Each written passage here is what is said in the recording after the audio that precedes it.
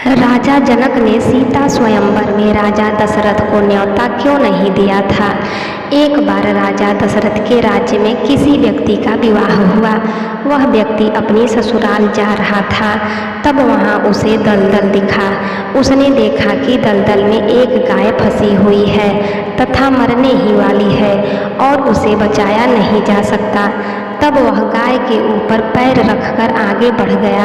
जैसे ही वह आगे बढ़ा, गाय ने तुरंत दम तोड़ दिया तथा श्राप दिया कि जिसके लिए तू जा रहा है उसे देख नहीं पाएगा।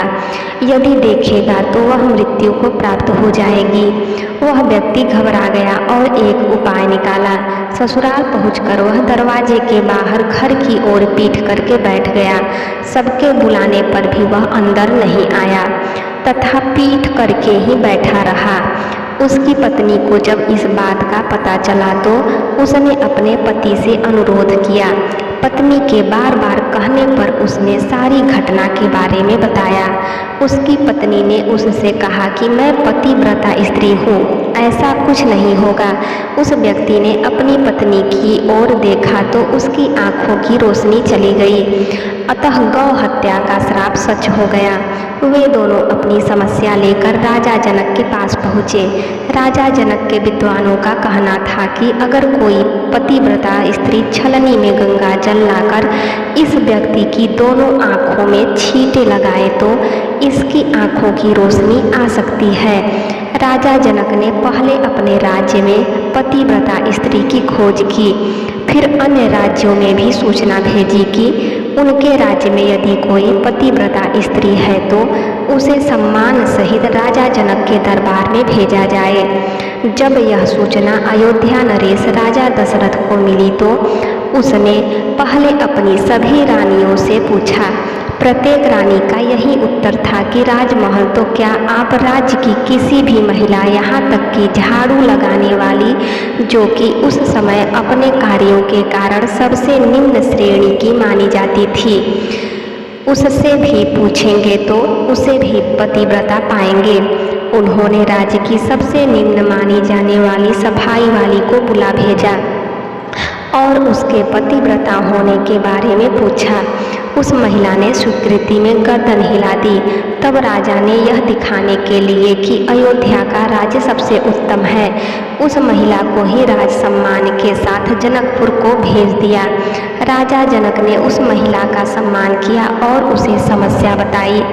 उस महिला ने वह कार्य करने के लिए हाँ कह दी। महिला छलनी लेकर गंगा किनारे गई और प्रार्थना की कि हे गंगा माता, यदि मैं पूर्ण पतिव्रता हूँ तो गंगा जल की एक बूंद भी नीचे नहीं गिरनी चाहिए। प्रार्थना करके उसने गंगा जल को छलनी में भर लिया और पाया कि जल की एक बूंद भी नीचे नहीं गिरी। राजा और दरबार में उपस्थित सभी यह दृश्य देख हैरान रह गए तथा उस महिला को ही उस व्यक्ति की आंखों पर छींटे मारने का अनुरोध किया। उस व्यक्ति की आंखों की रोशनी लौट आई। जब उस महिला ने अपने राज्य को वापस जाने की अनुमति मांगी तो राजा जनक ने अनुमति देते हुए जिज्ञासावश उस महिला से उसकी जाति के बारे में पूछा। महिला द्वारा बताए जाने पर राजा आश्चर्यचकित रह गए। अपनी पुत्री सीता के स्वयंवर के समय उन्होंने सोचा कि जिस राज्य की सफाई करने वाली इतनी पतिव्रता हो सकती है तो उसका पति कितना शक्तिशाली होगा। अगर राजा दशरथ ने उसी प्रकार के किसी व्यक्ति को भेज दिया तो कहीं राजकुमारी सीता का विवाह किसी निम्न श्रेणी के व्यक्ति के साथ न हो जाए। इस विचार से उन्होंने अयोध्या स्वयंवर का आमंत्रण नहीं भेजा, परंतु विधाता ने सीता के लिए अयोध्या के राजकुमार राम को चुना था। जाने अनजाने श्री राम अपने गुरु के साथ जनकपुर पहुंच गए और धनुष तोड़कर सीता के साथ विवाह बंधन में बंध गए। जय सिया राम।